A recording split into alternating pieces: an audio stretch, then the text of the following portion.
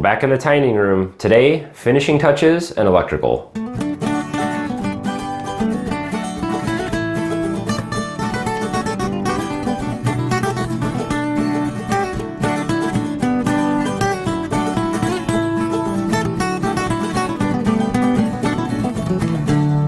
All right, we've come a long way here on the tiny room renovation. So we've gotten all of our initial demolition and cleanup done. We've got all of our drywall patching done. We've done priming, we've done painting. We built our loft and our stairs. We've done all the final painting and the flooring, and all that's left here is really some finishing touches, some electrical stuff, and mounting a TV. So let's go ahead and dig in and get started.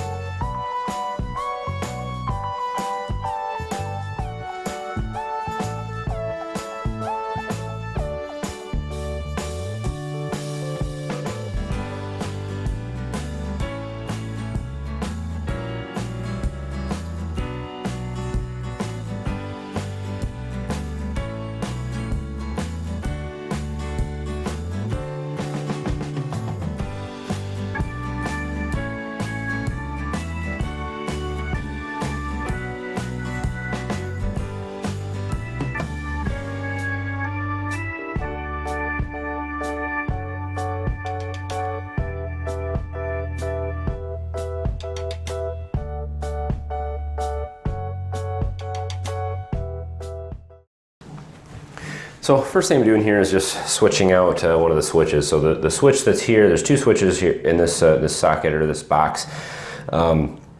This is the light switch for the main light in the top of the ceiling here. The switch that was in here was a dimmer, and I'm not a huge fan of the dimmers because we use a lot of the smart lights, smart bulbs, and they don't work well with the dimmers. They actually make a buzzing sound. So I took the dimmer out and I just put a regular illuminated switch in here. Now, I got lucky because this box already had a second switch in it. So when they wired this up, they ran an extra wire up for a ceiling fan. And so if you put a ceiling fan in this room, you could, this one would control the light and then this one would control the fan. There's no ceiling fan in this room, so the wires go up there and they're just wire nutted off. So what I'm going to do is just actually jump off of, so I'm going to leave this switch in here, and I'm going to jump off of the box that's up above the light here, grab that extra lead, and we're going to run that over and down underneath our loft for our LED lights. Now we get in the attic.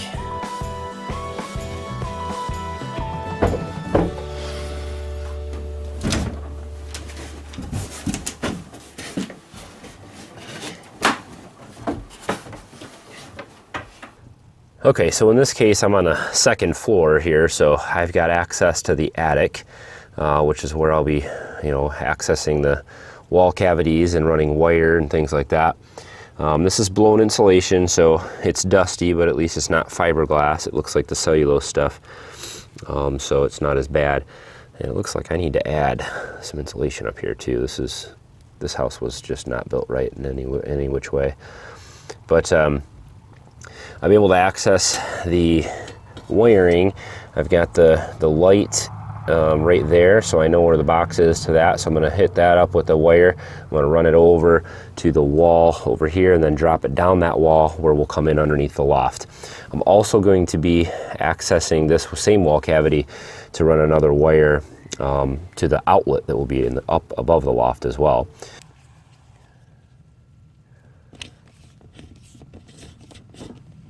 Here's the real test. Do I have it in the right spot?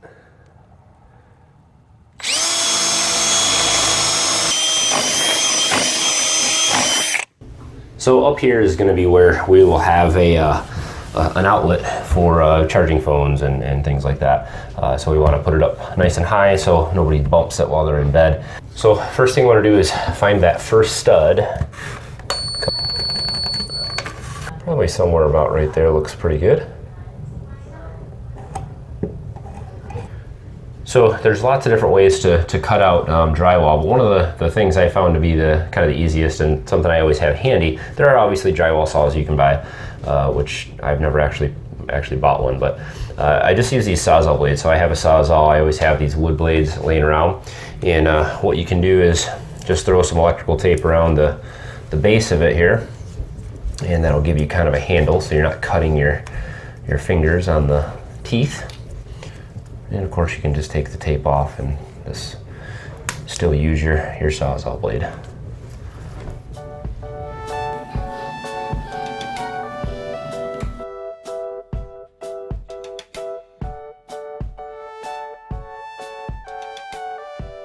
So I hate it when these things happen, but this is how it goes sometimes.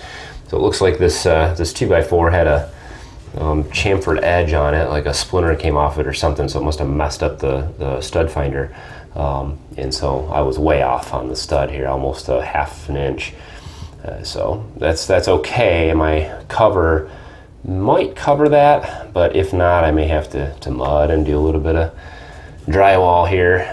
But I'll have to obviously extend my box over this way so it'll fit in there. So not the end of the world, but just more work.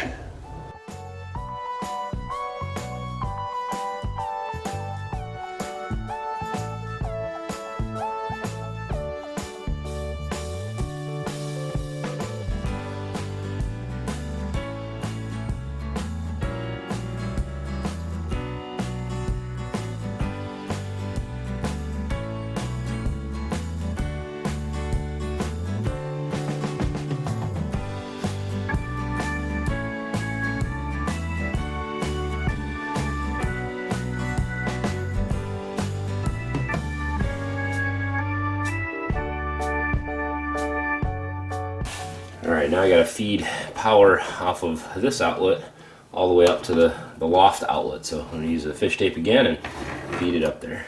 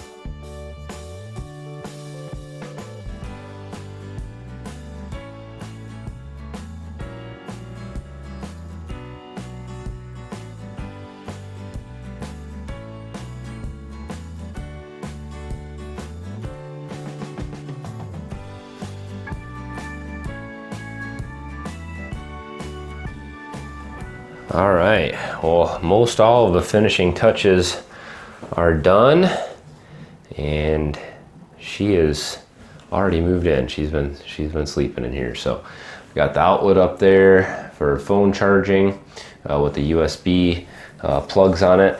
I'm not real happy with how that outlet turned out up there. It's I don't know if you can see it in the video, but it doesn't sit straight in the receptacle or in the cover, because the 2x4, like the front edge of it was cut off or angled off, or there was just a defect in that 2x4, and so I had a hard time getting the box screwed in there straight.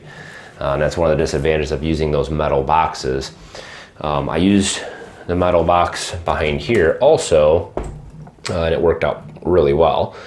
I know that there are the boxes with the wings on them. You can cut right into the drywall and put them in, and then you tighten down the wings. They attach it to the drywall.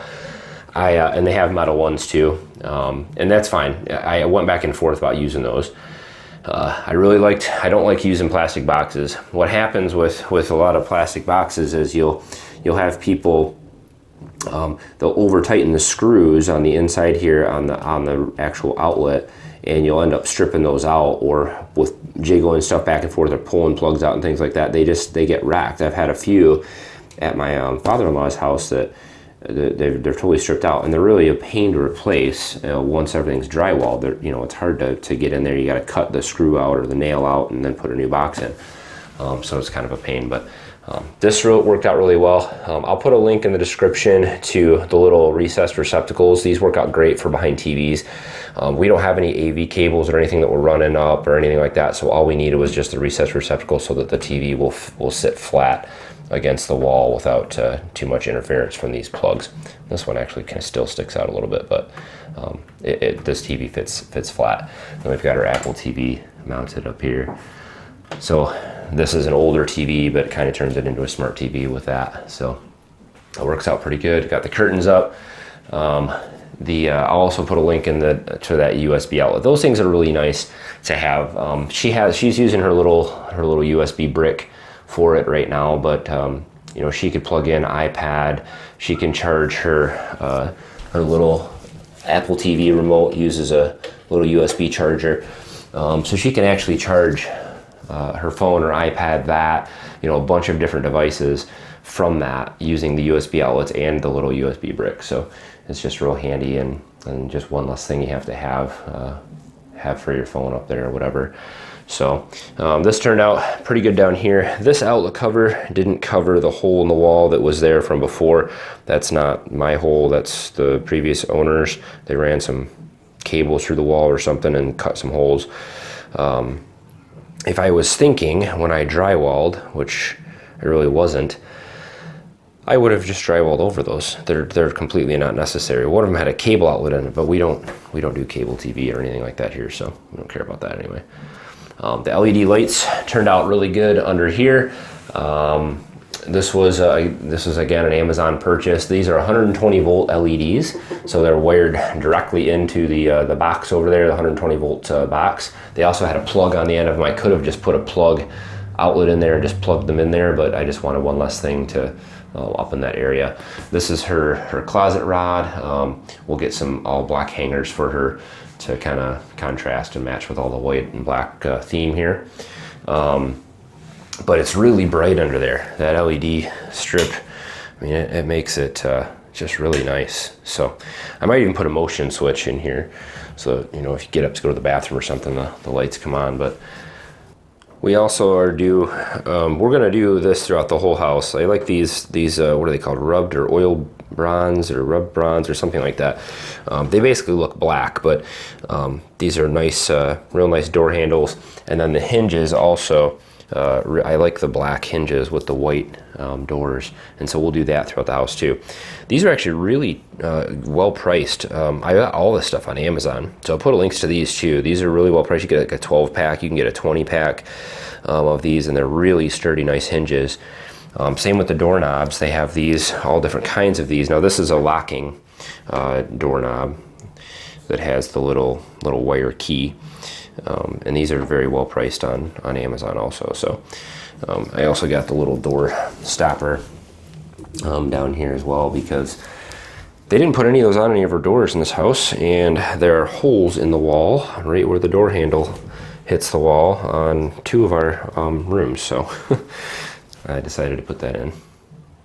She also has her smart lights, which I've done a review on these actually from the other